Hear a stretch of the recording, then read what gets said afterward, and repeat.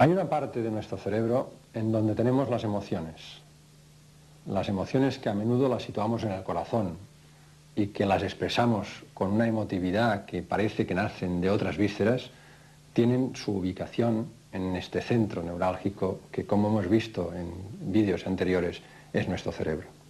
Nos vamos a referir ahora, vamos a estudiar ahora lo que denominamos técnicamente el cerebro sensible, es decir, aquella parte de nuestro cerebro donde radican nuestras emociones y nuestros sentimientos.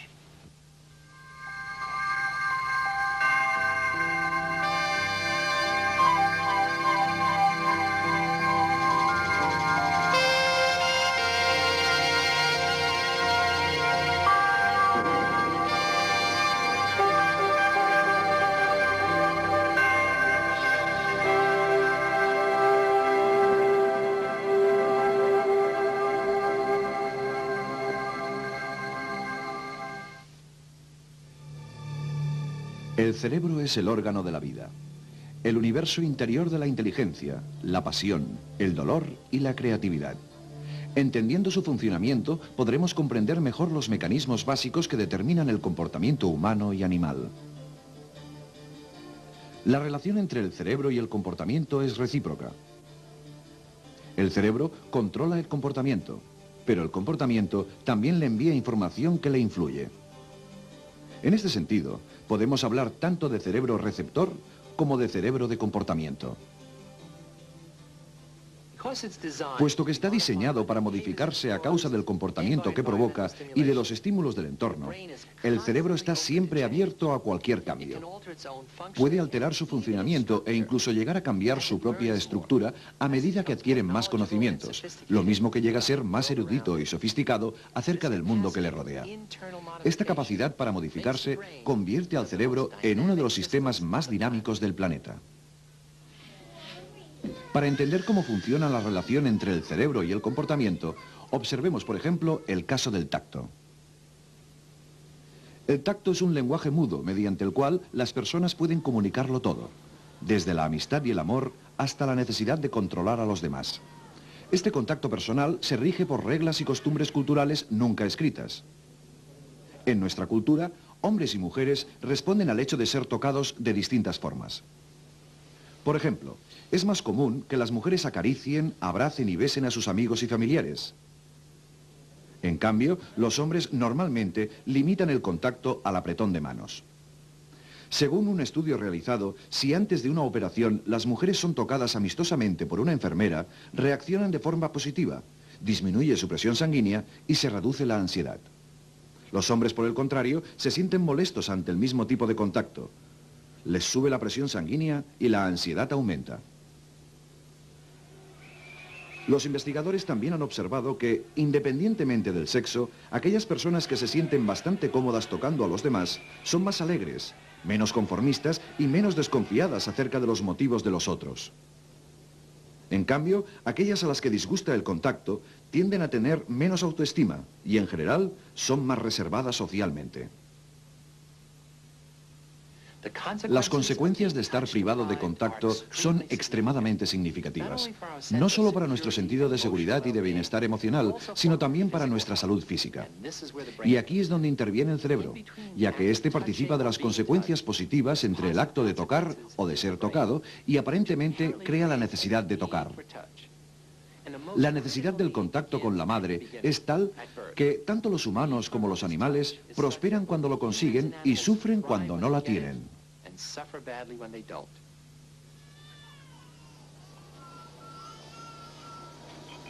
Cuando los bebés prematuros son introducidos en incubadoras que les proporcionan todo lo necesario para seguir con vida, todavía necesitan otra cosa, las caricias. ¿Qué cambiaría si los bebés fueran sometidos a sesiones diarias de caricias mientras siguen en la incubadora? Esta pregunta la formuló el psicólogo Tiffany Field de la Universidad de Miami.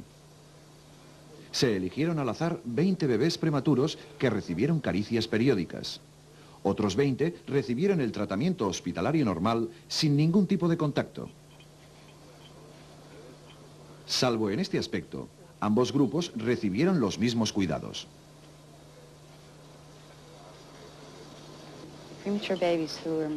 Los bebés prematuros que recibieron caricias durante 45 minutos diarios a lo largo de los últimos 10 días antes de salir de la incubadora engordaron un 47% más que los que no tuvieron ningún tipo de contacto. Eran más activos y más despiertos.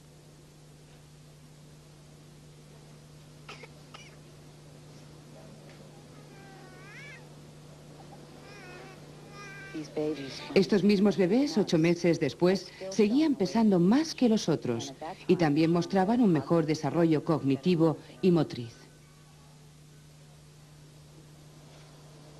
No solo los bebés se benefician de ello, sino también la sociedad, ya que si los bebés prematuros son cuidados en casa lo más pronto posible, podrían ahorrarse millones de dólares anuales en concepto de costes hospitalarios.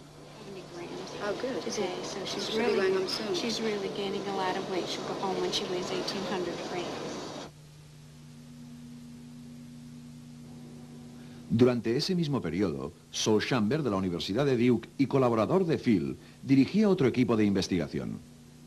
Trabajando con crías de rata, Chamber demostró que el contacto con la madre es de una importancia biológica decisiva para la cría. El contacto con la madre, ahora lo sabemos con certeza, es absolutamente necesario para mantener el crecimiento y el desarrollo normales de, en este caso, las crías de rata. Observamos que si las separábamos de la madre, aunque fuera por un breve intervalo de tiempo, disminuía la presencia de esta enzima llamada ornitina descarbolixalasa, o ODC, que es muy importante para el crecimiento y el desarrollo. Así que tuvimos que tratar de comprender por qué una separación tan corta podía tener efectos tan dramáticos sobre el cuerpo y sobre el proceso de crecimiento.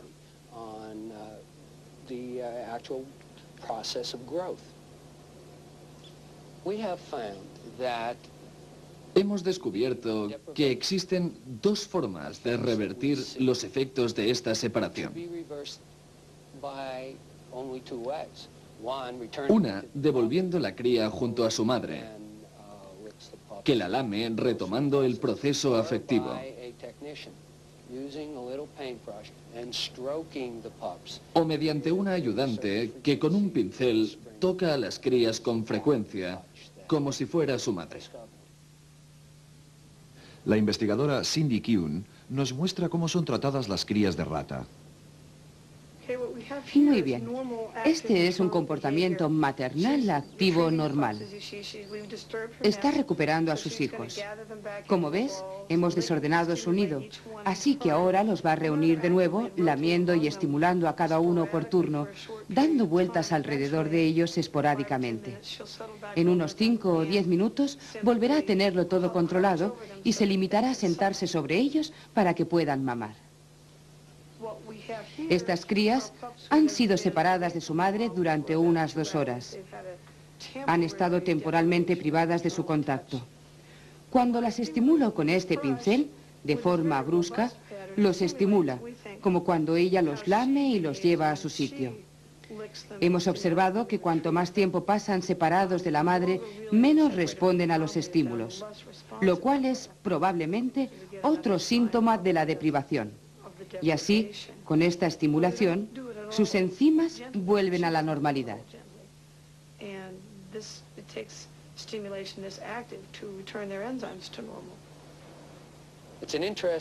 Es una idea interesante, aunque alguien podría decir que, en este caso, la necesidad de contacto con la madre tiene su origen en el cerebro.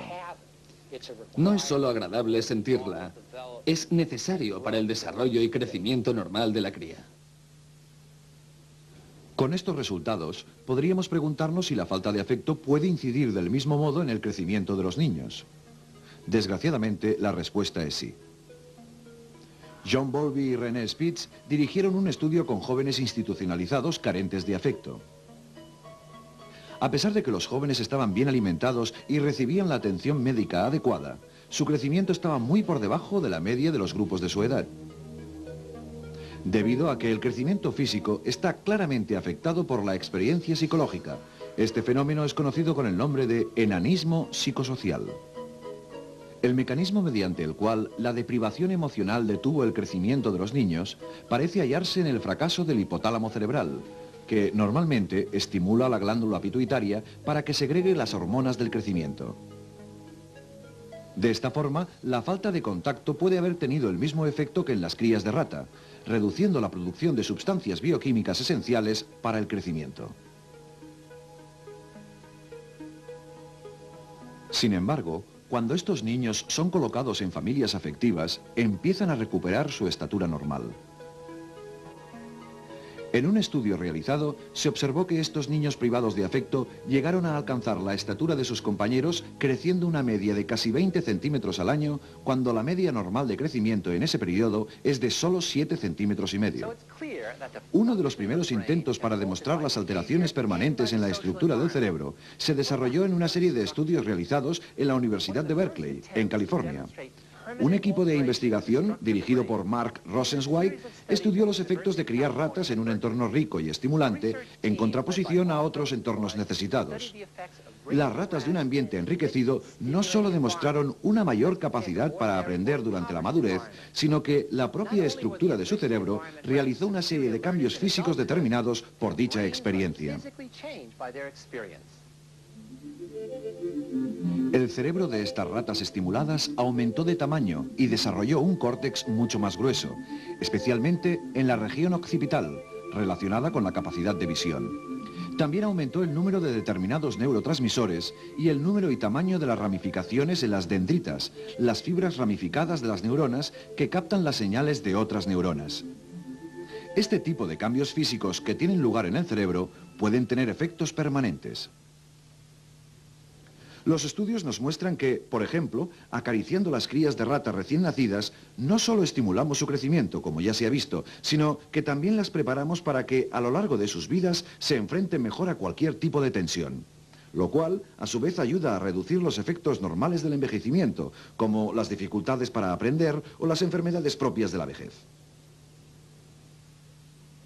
Michael Meaney se dedica a la psicología del desarrollo en la Universidad McGill. Actualmente, investiga cómo las experiencias primerizas pueden modificar el cerebro y el comportamiento de un animal, especialmente cómo la tensión afecta al animal y a la segregación de unas hormonas llamadas glucocorticoides. Cuando cualquier especie de mamífero, animal o humano es expuesto a situaciones que provocan tensión, la secreción de glucocorticoides aumenta considerablemente. Estas hormonas aumentan el ritmo cardíaco, reducen la digestión y, en general, permiten que el organismo se enfrente mejor a la situación de estrés.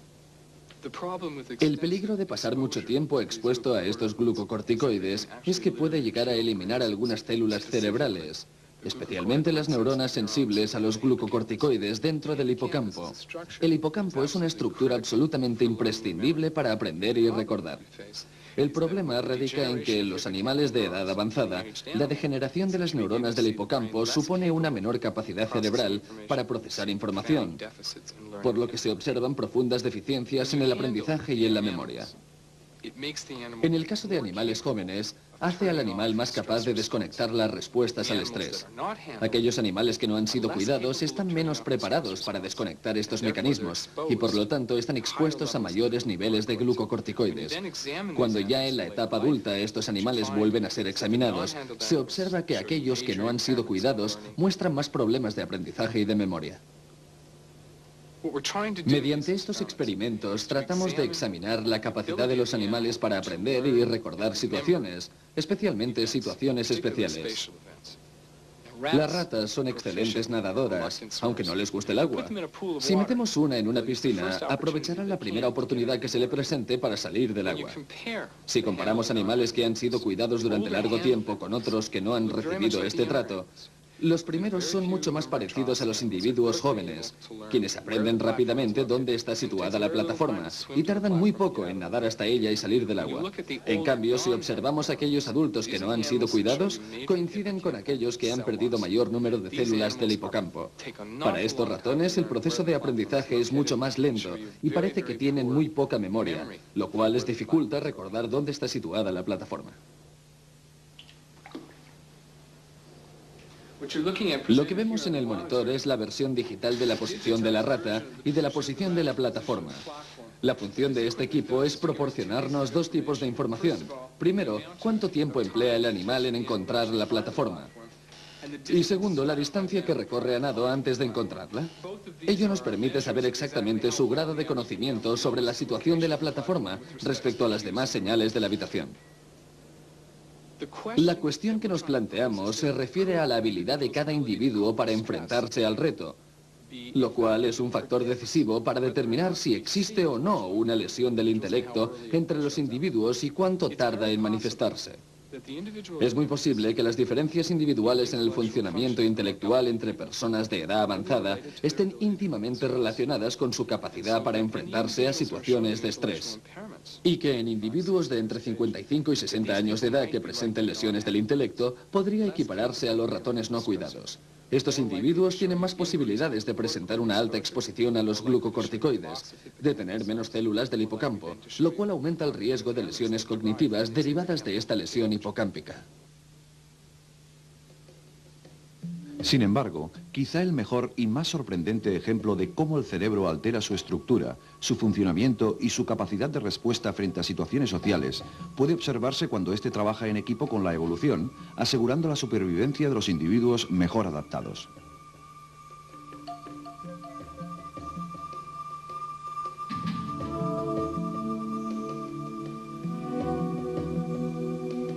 Con su teoría de la evolución, Charles Darwin nos hizo conscientes de que la supervivencia del mejor en realidad significa que aquellos animales mejor preparados para adaptarse a los cambios del entorno transmiten sus genes a su descendencia.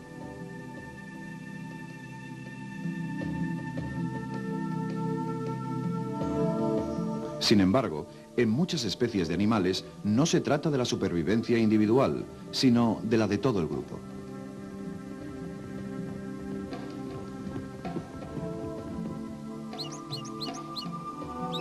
Por ejemplo, los pájaros lanzan llamadas de alarma cuando el enemigo está cerca y amenaza su vida. Sin embargo, gracias a ello, aumentan las posibilidades de supervivencia de los demás miembros de su especie. Esta estrategia de supervivencia para el grupo y otras similares a menudo implican una mayor organización, no solo en la fisiología del animal, sino también en su estructura cerebral.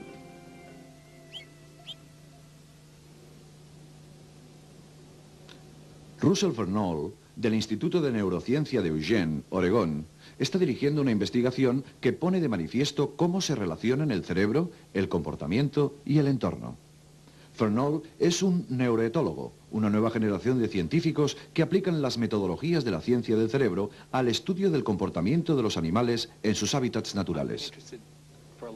Hace años que me interesa cómo el cerebro controla el comportamiento y cómo a su vez el comportamiento modifica el cerebro.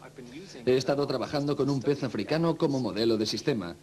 Vive en el lago Tanganika, en África Central, y es una de las muchas especies que basa su comunicación sobre todo en las señales visuales. La organización social de esta especie particular de peces se basa en la territorialidad. Los machos que dominan un territorio constituyen el 10% de la población y controlan prácticamente todo tipo de recursos, especialmente la comida. Estos machos presentan una brillante coloración que se manifiesta tan pronto son capaces de defender con éxito un territorio. Al principio de su vida como macho, este nada hasta un territorio e intenta defenderlo. Su coloración puede aparecer y desaparecer muy rápidamente, lo que a nuestros ojos y posiblemente también a los suyos indica cierta incertidumbre sobre sus expectativas de ganar. Si tiene lugar una aguerrida lucha y uno de los machos pierde, este inmediatamente abandona su coloración. Desaparece entre la multitud y en breves momentos es imposible distinguirle de cualquier otro animal. Poco después de ganar el dominio de un territorio, sus testículos crecen y rápidamente se llenan de esperma de animal adulto. La región cerebral relacionada con este éxito social también crece, añadiendo células y acrecentando las que ya posee. Si de pronto un macho dominante se ve intimidado por otros machos también dominantes, puede perder su coloración.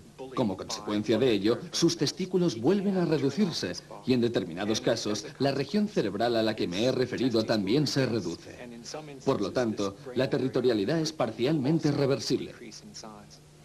Un aspecto curioso es que en el cerebro del animal existe un núcleo especializado que refleja el éxito social del animal y que se encuentra localizado cerca del hipotálamo. Este núcleo es de gran tamaño en animales dominantes dentro de su comunidad, aunque su cuerpo sea pequeño. Del mismo modo, es pequeño en animales que no han tenido éxito, aunque físicamente sean de gran tamaño. Por lo tanto, el cerebro refleja el éxito social del animal independientemente de cuál sea su tamaño físico. Esto es algo importante de recordar cuando pensamos en el cerebro como en el órgano que rige toda la conducta. Pero, naturalmente, el propio comportamiento influye en el tipo de respuesta cerebral. Y en este caso, hemos podido encontrar núcleos específicos que responden a determinadas señales sociales y al éxito en la comunidad.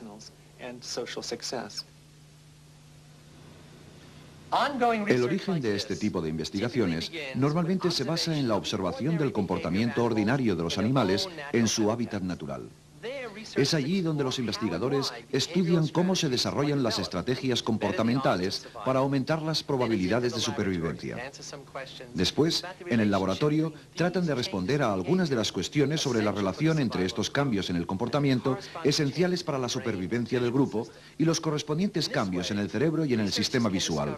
Así los investigadores pueden descubrir si el cerebro responde al comportamiento social y cómo es modificado por la experiencia.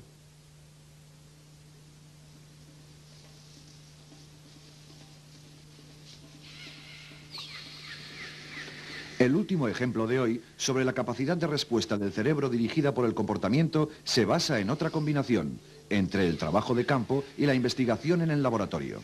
Esta vez se trata de las colonias de mandriles en África Oriental. Robert Sapolsky, neurobiólogo en la Universidad de Stanford, dirige esta investigación. Probablemente lo más interesante de la estructura social de los mandriles es su sociabilidad. En realidad, un mandril fuera de su contexto social, de su vasta comunidad de individuos, pierde su razón de ser. Unos 100, 150 animales conviviendo durante años, décadas. Y lo importante entre ellos es quién en la jerarquía de la dominancia, porque de ello depende su calidad de vida.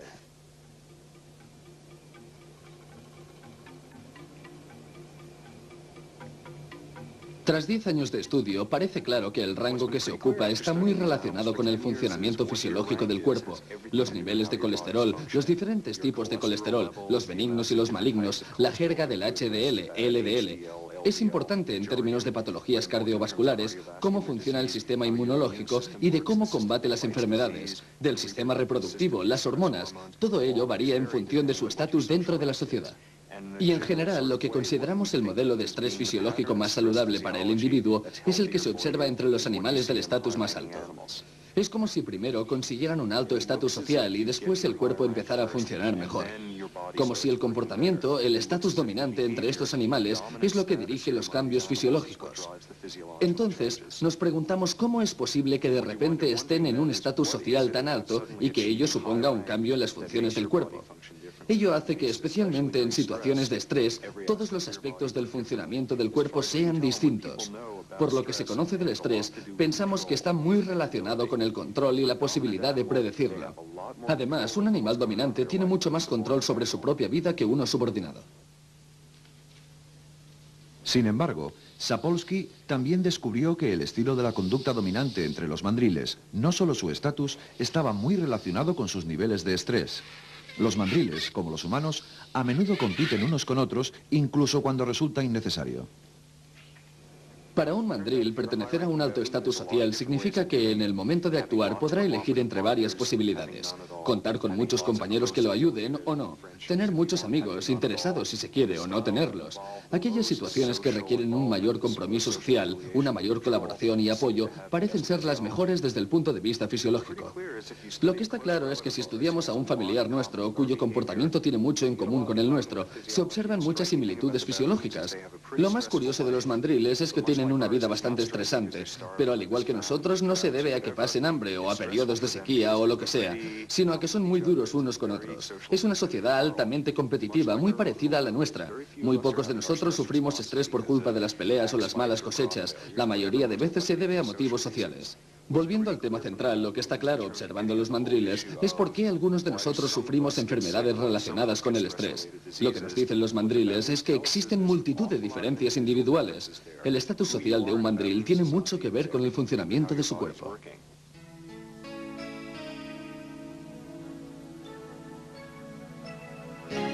A lo largo de este programa, hemos visto cómo la investigación desde varias disciplinas destaca la capacidad.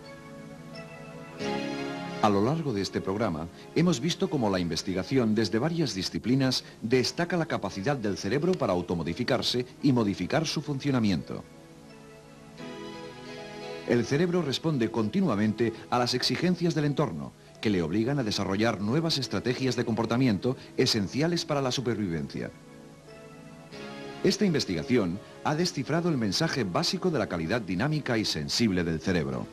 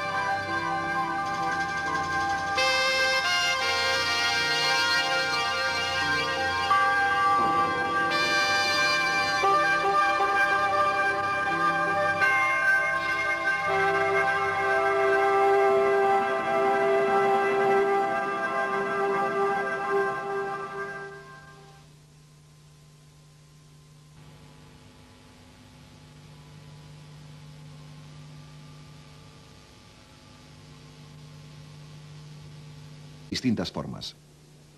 Por ejemplo, es más común que las mujeres acaricien, abracen y besen a sus amigos y familiares. En cambio, los hombres normalmente limitan el contacto al apretón de manos. Según un estudio realizado, si antes de una operación las mujeres son tocadas amistosamente por una enfermera, reaccionan de forma positiva, disminuye su presión sanguínea y se reduce la ansiedad. Los hombres, por el contrario, se sienten molestos ante el mismo tipo de contacto. Les sube la presión sanguínea y la ansiedad aumenta. Los investigadores también han observado que, independientemente del sexo, aquellas personas que se sienten bastante cómodas tocando a los demás son más alegres, menos conformistas y menos desconfiadas acerca de los motivos de los otros. En cambio, aquellas a las que disgusta el contacto tienden a tener menos autoestima y, en general, son más reservadas socialmente. Las consecuencias de estar privado de contacto son extremadamente significativas, no solo para nuestro sentido de seguridad y de bienestar emocional, sino también para nuestra salud física. Y aquí es donde interviene el cerebro, ya que éste participa de las consecuencias positivas entre el acto de tocar o de ser tocado y aparentemente crea la necesidad de tocar. La necesidad del contacto con la madre es tal que tanto los humanos como los animales prosperan cuando lo consiguen y sufren cuando no la tienen.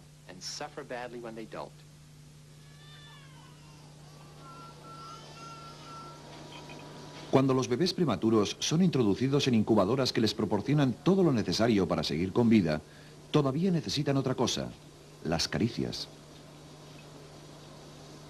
¿Qué cambiaría si los bebés fueran sometidos? Puesto que está diseñado para modificarse a causa del comportamiento que provoca y de los estímulos del entorno, el cerebro está siempre abierto a cualquier cambio. Puede alterar su funcionamiento e incluso llegar a cambiar su propia estructura a medida que adquieren más conocimientos, lo mismo que llega a ser más erudito y sofisticado acerca del mundo que le rodea. Esta capacidad para modificarse convierte al cerebro en uno de los sistemas más dinámicos del planeta.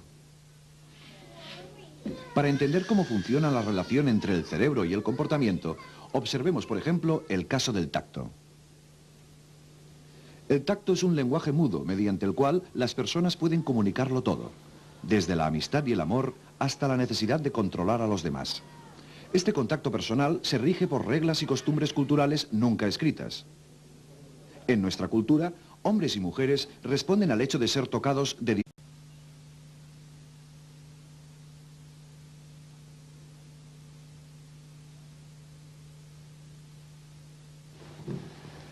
Hay una parte de nuestro cerebro en donde tenemos las emociones que a menudo las situamos en el corazón y que las expresamos con una emotividad que parece que nacen de otras vísceras, tienen su ubicación en este centro neurálgico que, como hemos visto en vídeos anteriores, es nuestro cerebro.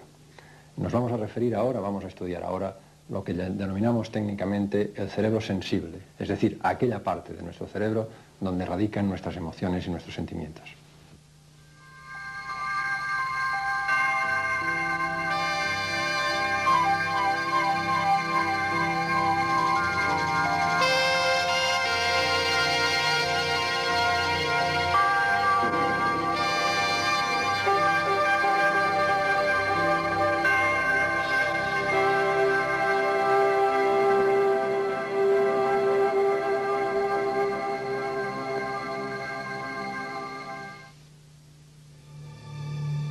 El cerebro es el órgano de la vida, el universo interior de la inteligencia, la pasión, el dolor y la creatividad. Entendiendo su funcionamiento, podremos comprender mejor los mecanismos básicos que determinan el comportamiento humano y animal. La relación entre el cerebro y el comportamiento es recíproca. El cerebro controla el comportamiento, pero el comportamiento también le envía información que le influye. En este sentido, podemos hablar tanto de cerebro receptor como de cerebro de comportamiento.